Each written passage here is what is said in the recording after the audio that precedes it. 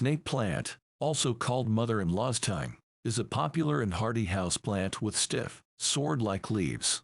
It's available in different varieties, many of which have green banded or striped leaves with a yellow or cream border.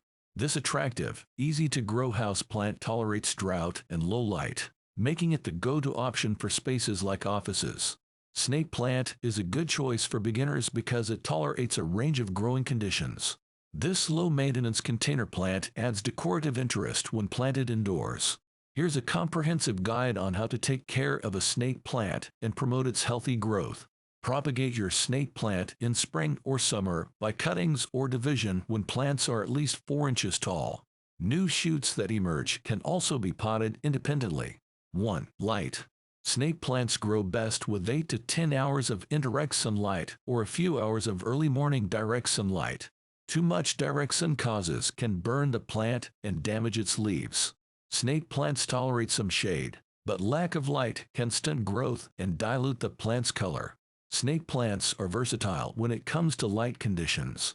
They can thrive in low light to bright, indirect light. Avoid direct sunlight for prolonged periods, as this can scorch the leaves. 2. Watering. Snake plants prefer to dry out between waterings. Allow the top inch or two of the soil to dry before watering. Overwatering is a common issue, leading to root rot. Ensure the pot has drainage holes and use well-draining soil. 3. Soil. As a houseplant, snake plants prefer a loose, well-drained potting soil mix. They do well in sandier soil, which makes all-purpose cactus potting soil a good choice. Avoid soil mehas that contain a high percentage of peat, which can retain too much water. A cactus or succulent mix works well. Snake plants can tolerate a variety of soil pH levels but prefer slightly acidic to slightly alkaline soil. 4. Container. Snake plants prefer wide, shallow pots with plenty of drainage holes. Choose a sturdy pot made from ceramic, terracotta, or clay, as strong roots can crack and break plastic pots. Terracotta pots wick away excess moisture, which can help prevent overwatering.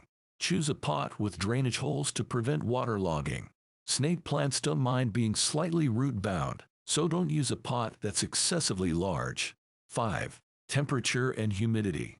Snake plants can tolerate a range of temperatures but prefer temperatures between 70–90 degrees Fahrenheit, 21–32 degrees Celsius. They are adaptable to average indoor humidity levels.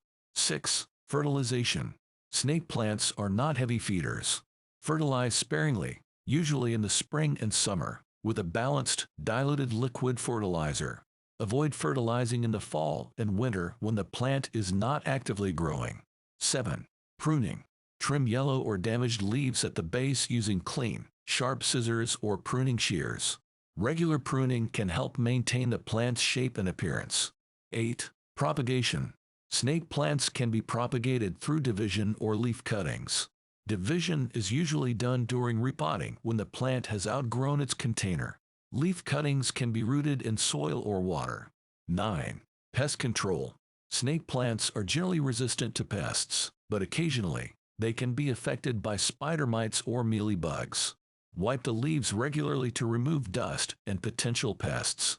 Treat pest issues promptly with neem oil or insecticidal soap. 10. Repotting. Repot snake plants when they become root-bound or outgrow their containers, typically every 2 to 3 years. Use fresh potting mix and inspect the roots for any signs of rot. 11. Air purification. Snake plants are known for their air purifying qualities.